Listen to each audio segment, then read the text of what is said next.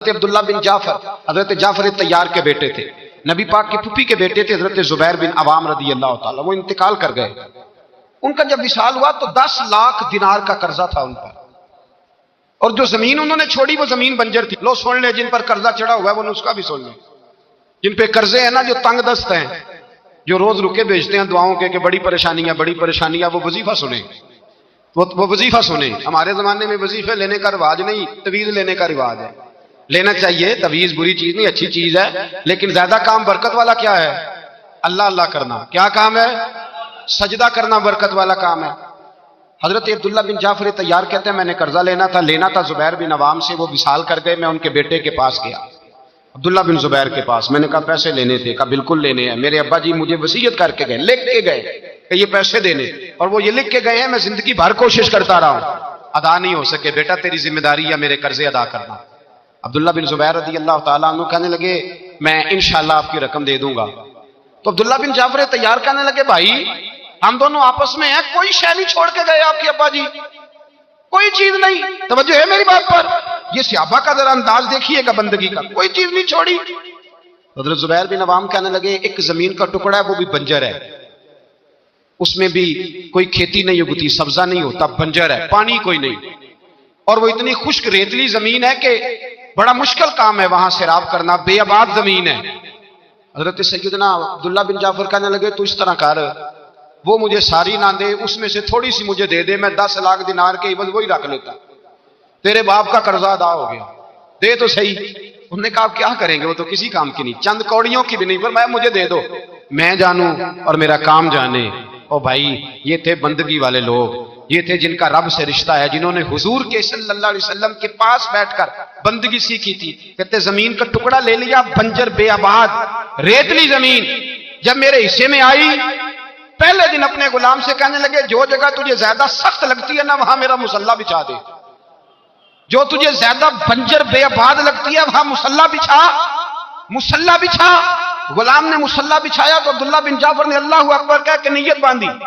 یہ حضرت جعفر طیار کے بیٹے ہیں، حضرت علی کے بھتیجے، انہوں نے نیت باندھی، نماز کی، سر سجدے میں رکھا، رونے لگے، کہنے لگے اللہ میں بھی تیرا بندہ اور جس سے لینے تھے وہ بھی تیرا بندہ، خدا بندہ ہمارے درمیان مہربانی فرما، کرم نوازی کر، رحمت کا فیصلہ فرما۔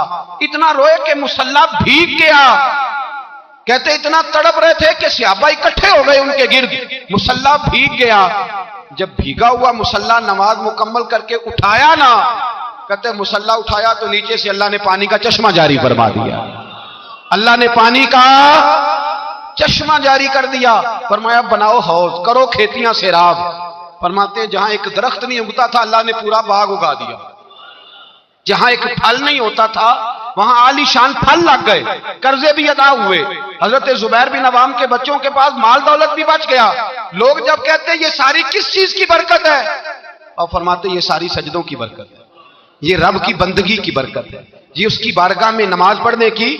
حضرت عمر فاروق رضی اللہ تعالیٰ عنہ نکلے عید کا خطبہ دینے کے لیے، تو بیوی سے کہنے لگے جوتا، اس نے کہا صاحب اتنی دفعہ ٹوٹا ہے اب گانٹھا نہیں جا سکتا، اتنی دفعہ ٹوٹا ہے کہ اب دوبارہ پیمند نہیں لگ سکتے۔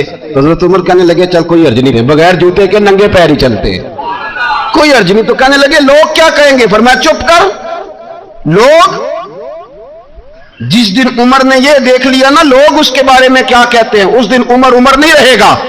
تو کہا پھر آپ کا نظریہ کیا ہے، فرمایا میرا نظریہ یہ ہے کہ رب رسول میرے بارے میں کیا کہتے ہیں، لوگوں کا کیا ہے، لوگ کل کسی کے بارے میں کچھ کہتے ہیں اور پرسوں کچھ کہتے ہیں، میرا نظریہ یہ ہے کہ رب رسول میرے بارے میں ننگے پیر عمر جا رہے ہیں۔ کون جی؟ میں بڑا ماڑا۔ اچھا جناب کیا غربت ہے، 10 قسم کے جوڑے لٹکے ہوئے ہیں کمرے میں اور پہننے کی فرصت نہیں، سویرے کیا پہننا ہے شام کیا پہننا ہے، 15 سوٹ کٹھے استری ہو کے لانڈری والا بھیج رہا ہے، اور تو غریب ہے، تو بہت بڑا غریب ہے۔ اس لیے کہ غربت پیسوں کی وجہ سے نہیں ہوتی، غربت تو دل کی ہوتی ہے۔ تو واقعی بڑا غریب ہے اور تو غریب ہی رہے گا۔ امیر تو عمر فاروق تھے جو ننگے پاؤں چلے گئے عید کی نماز پڑھانے، تو رستے میں جو ملا کہنے لگا عمر جوتا تو پہن لو۔ فرمایا تمہیں عمر کا جوتا نہ پہننے کا نقص تو نظر آیا ہے، کوئی حرج نہیں، اگر عمر کو کبھی بتانا ہوا تو وہ والا نقص بتانا جو عمر کی سیرت میں پیدا ہو، किरदार में पैदा हो वो वाला नुक्स बताना, ये छोड़ो जूते आते जाते रहते नंगे पाँव। हजरत यूसुफ बिन अब्दुल्ला बिन अब्दुल सलाम, ये हजरत अब्दुल्ला बिन सलाम के बेटे थे। ये कहते हैं कि मेरे वालिद हजरत अब्दुल्ला बिन सलाम हुजूर के सहाबी थे और हजरत अबू दरदा इनका आपस में बड़ा दोस्ताना था। कहते मैं मिलने चला गया हजरत सैयदना अबू दरदा बीमार थे, तीमारदारी करने गया। कहते मैं जब गया तो मुझसे कहने लगे भतीजे तू कैसे आ गया? मैंने कहा आपका और मेरे अब्बा जी का याराना बड़ा था, दोस्ती निभाने आया हूं। तो आप पर आखिरी वक्त था, नज़ा का आलम था, मैंने कहा कोई नसीहत करें। तो हजरत अबू दरदा कहने लगे बेटा मुझ पर वो वक्त है कि बहुत बड़ा झूठा भी इस वक्त में सच ही बोलता है, इस वक्त में सच बोलता है, सच। आप फरमाने लगे मैं रसूलुल्लाह का गुलाम रहा हूं, अबू बकर सिद्दीक का मुशीर रहा हूं, फारूक आजम का मुशीर रहा हूं, मैंने सहाबा के साथ वक्त गुजारा है, जाते जाते तुझे नसीहत कर रहा हूं पल्ले से बांध लेना। हज़रत यूसुफ बिन अब्दुल्ला बिन सलाम कहने लगे हुजूर कहिए। फरमाने लगे बेटा सजदा कभी ना छोड़ना, सजदा ना छोड़ना, सजदा ना छोड़ना। हुजूर क्या मिलता है? फरमाया मैंने अपने नबी से सुना है कि बंदा रब के सबसे ज्यादा करीब उस वक्त होता है जब उसने अपना सर सजदे में रखा होता है, अल्लाह के करीब होता है। कहां होता है? बोल के बताइए, इस बात को समझिए। फरमाया जब किसी ने सर रखा हो ना सजदे में, मट्टी पे, साफ पे, सीमट पे, उसने मस्जिद में सर सजदे में रखा हो तो ये सर उसने सजदे में नहीं रखा हुआ, ये तो उसका रब के करीब चला गया सर। बंदे का अल्लाह से कुर्ब कहां होता है? सजदे में। किस जगह? इसलिए हुजूर ने फरमाया सजदे में दुआएं ज्यादा कबूल होती, सजदे में दुआएं ज्यादा कबूल होती। बंदगी की लज्जत, सुरूर, कैफ, उसके जायके। हजरत अहनफ बिन कैस ताबी हैं, सहाबी के शागिर्द हैं, फरमाते मैं मस्जिद यक्सा में गया, फलस्तीन में मस्जिद यक्सा में एक शख्स को मैंने देखा, बड़ा नूरानी चेहरा उसका और बड़ा उसके वजूद के अंदर अजीब सी कशिश, खुशबू दूर तक फैली है। वो बंदा ना नमाज नहीं पढ़ रहा था, सजदे ही करता जा रहा था, एक सजदा, दूसरा सजदा, तीसरा सजदा, और सजदा करता तो देर तक सजदा करता, फिर सजदा करता तो देर तक। कहते हैं जब वो फारिग हुआ तो मैंने गुजारिश की, कहते हैं जब वो फारिग हुए तो मैंने गुजारिश की, मैंने कहा बुजुर्गों एक बात पूछने को दिल करता है। उन्होंने कहा पूछो। कहने लगे आप इतने सजदे क्यों करते हैं? कहते मैंने पूछा तो बुजुर्गों ने रोना शुरू कर दिया, इतना रोए कि हिचकी बंध गई। फिर मैंने कहा हुजूर मैंने कोई गलत बात पूछ ली, आप तो परेशान हो गए। कहने लगे फिर रोने लगे। मैंने फिर कहा हुजूर आप, मैं नहीं पूछता सवाल करते, फिर रोने लगे। 3 दफा रोए तो कहने लगे सुनो मैं रसूलुल्लाह का सहाबी हूं, मैं नबी पाक का, मैंने अपने हबीब से सुना है कि जब कोई बंदा रब को एक सजदा करता है तो अल्लाह उसके गुनाह माफ करता है, एक सजदा करता है तो अल्लाह क्या करता है? बोलिए, अल्लाह गुनाह भी माफ करता है, रब उसे नेकी भी अता करता है और अपनी बारगाह में उसका दर्जा भी बुलंद फरमाता है। एक सजदा और 3 फायदे, गुनाह भी माफ हुए, नेकी भी मिली और दर्जा भी बुलंद हुआ। कहते ये क्या कि बुजुर्ग फिर रोने लगे। जब वो खामोश हुए मैंने कहा हुजूर अगर नाराज ना हो तो मुझ पर तो कैफियत ही अजीब तारी हो गई है, आपके इस रंग ने मेरा भी रंग बदल दिया है, पूछ सकता हूं आप कौन है? पूछ सकता हूं आप कौन है? कहते जब मैंने सवाल किया तो उन्होंने फिर आंसू पूछे, कहने लगे मैं रसूलुल्लाह का नौकर अबू जर गिफारी हूं, मैं अबू जर गिफारी हूं, मैं अपनी जिंदगी सजदे में बिताना चाहता हूं, मैं वक्त अल्लाह के हुजूर सजदा कर। हमारे यहां लोगों ने बहाना बना लिया है हुजूर बख्शवा देंगे, महफिल नात 6 घंटे की नमाज 5 मिनट की, हुजूर बख्शवा देंगे। सुनो ना जिन्हें हुजूर बख्शवा रहे हैं, हुजूर उन्हें बता क्या रहे हैं? हुजूर उन्हें बता क्या रहे हैं? अल्लाह अकबर, क्या अंदाज है। हजरत रबिया बिन काब कहते हैं मैं हुजूर को वुजू कराया करता था, बुखारी मुस्लिम। एक दिन हुजूर ने फरमाया सल या रबिया, रबिया कुछ मांग लो। तो कहते हैं मैंने मांगा तो फिर मैंने भी वो चीज मांगी जो सबसे कीमती थी।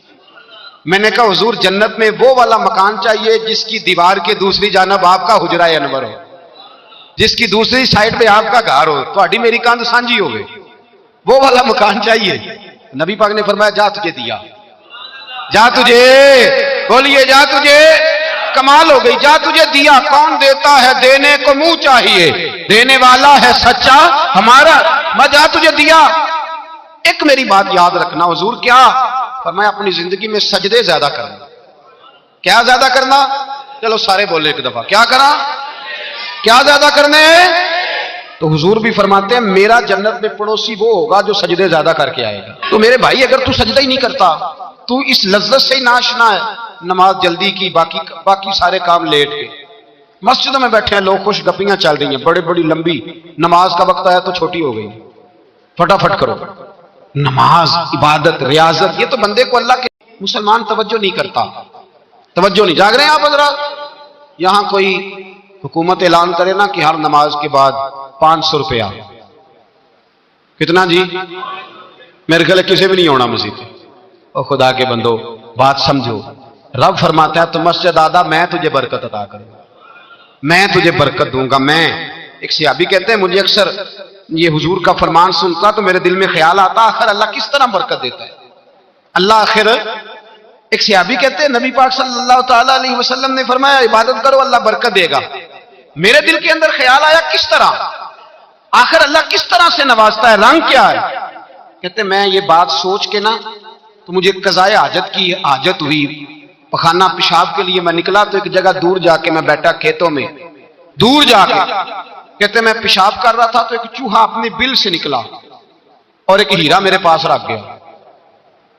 میں پیشاب کر رہا ہوں، کہتے پھر گیا اندر تو ایک ہیرا اور رکھ گیا، پھر گیا تو پھر رکھ گیا، پھر گیا تو پھر رکھ گیا، کہتے 15 ہیرے چھوڑ گیا.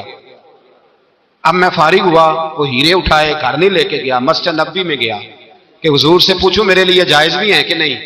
بلوں سے نکل رہے ہیں، بلوں سے پیسے نکل رہے ہیں، ہمارے سارے بلوں میں ہی چلے جاتے ہیں، بلوں سے پیسے آ رہے ہیں. صحابہ کو برکت دیکھیں، عبادت، بلوں سے پیسے آ رہے ہیں، بل سے.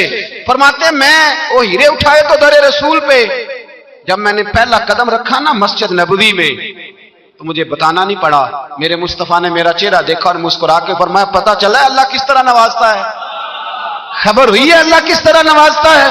فرمایا رب کی بارگاہ میں جھکے رہو، وہ تمہیں وہاں سے دے گا تمہارا گمان بھی نہیں گیا ہوگا.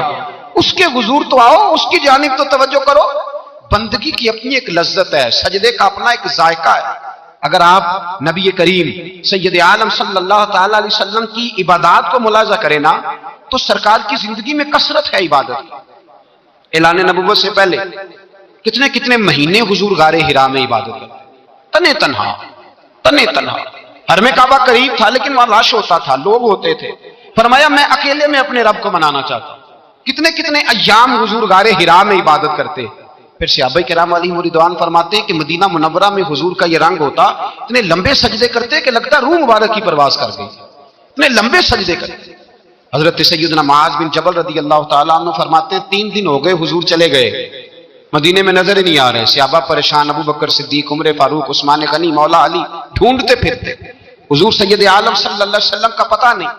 فرماتے جناب صدیق اکبر گھومتے گھومتے جبل سلا کی پہاڑی کے قریب گئے. ایک چرواہا بکریاں چرا رہا تھا، اس سے پوچھا تم نے میرے محبوب کو تو نہیں دیکھا؟ تو کہنے لگا مجھے نہیں پتا تمہارے محبوب کون ہے. ایک آدمی آج 3 دنوں سے غار میں رو رہا ہے، اتنی شدت کے ساتھ روتا ہے کہ میری بکریاں جا کے غار کے سامنے بیٹھ جاتی ہیں. بکریاں بھی روتی ہیں، میں بڑا کھینچتا ہوں پر لوٹتی نہیں، رات کو گھر لے کے جاتا ہوں تو جاتی نہیں، سویرے باڑے سے نکالتا ہوں تو دوڑی ہوئی آتی، پھوٹ پھوٹ کے روتی ہیں. لیکن حال یہ ہے کہ دودھ پہلے سے بھی زیادہ دیتی ہے. حضرت ابو بکر صدیق کہنے لگے یہی تو میرے رسول پاک علیہ الصلوۃ والسلام کے نبی ہونے کی علامت ہے. اس صحابہ کو بلایا. 3 دن سے حضور سجدے میں. کتنے دنوں سے؟ یہاں سجدہ لمبا ہو جائے تو امام کے پیچھے لوگ بھاگنے لگتے ہیں کہ صاحب آپ تو فارغ ہیں، مجھے تو ڈیوٹی پہ بھی جانا تھا. 3 دن سے حضور سجدے میں، اتنا طویل سجدہ، اتنا طویل. صحابہ کہتے ہیں قدموں میں جا کے لگے، محبوبہ بس کریں آ جائیں. حضور نے فرمایا رب نے سورہ ہود نازل کر دی ہے، سخت حکم آ گئے ہیں. وہ کہتا ہے میں تیری امت سے حساب پوچھوں گا، میں اپنے رب کو منا رہا ہوں. بکر جاؤ مجھے منا لینے دو. حضور نے ہمیں بتلایا ہے کہ رب کو سجدہ کریں تو رب مانتا ہے. اس کو منانے کا طریقہ سجدہ کرنا ہے، جھکنا ہے، عبادت کرنا ہے. کب مانے گا تو میں آؤں گا. تڑپ گئے صحابہ. اور ایک روایت ایسی بھی ہے کہ جب بات نہ بنی تو حضرت فاطمہ سے عرض کیا. حضرت فاطمہ شام کا سناٹا چھایا، اپنے آپ کو کپڑوں میں لپیٹا، دائیں بائیں شہزادوں کے لیا تو حضور کی بارگاہ میں گئیں. کہنے لگی محبوبہ بس کریں گھر آ جائے، مدینہ سونا ہو گیا ہے. مسجد نبی کی دیواریں بھی روتی ہیں. یا رسول اللہ ستون مجھ سے آپ کا پوچھتے ہیں، گھر آئیں. نبی پاک نے فرمایا فاطمہ تو بھی دعا کر، میں بھی دعا کرتا ہوں. حضرت فاطمہ بھی ساتھ والے کونے میں سجدے میں گر گئی، پھر دعا ہوئی، پھر التجا ہوئی، حضرت جبریل آئے، کہنے لگے محبوبہ رب کہتا ہے سار اٹھاؤ، وَلَسَوْفَ يُؤْتِيكَ رَبُّكَ فَتَرْضَىٰ، اللہ فرماتا ہے میں آپ کو اتنا دوں گا کہ آپ مجھ سے راضی ہو جائیں گے۔ تو حضور تو سجدے کے عالم میں، حضرت سیدنا عبد الرحمن ابن عوف کہتے ہیں میں حضور کے ساتھ تھا، ہم مسجد نبی سے نکلے تو سامنے ایک باغ آیا، حضور فٹافٹ گئے اور باغ میں سر سجدے میں رکھ دیا، دیر تک حضور نے سجدہ کیا، اتنا لمبا کہ جیسے کسی کی روح پرواز کر گئی۔ کہتے ہیں میں حضور فارغ ہوئے تو عرض کی حضور اتنے لمبے سجدے کی وجہ؟ تو فرمایا میرے پاس جبریل آئے تھے اور انہوں نے کہا یا رسول اللہ رب کہتا ہے آپ کا جو امتی ایک بار درود پڑے گا اللہ اس پہ 10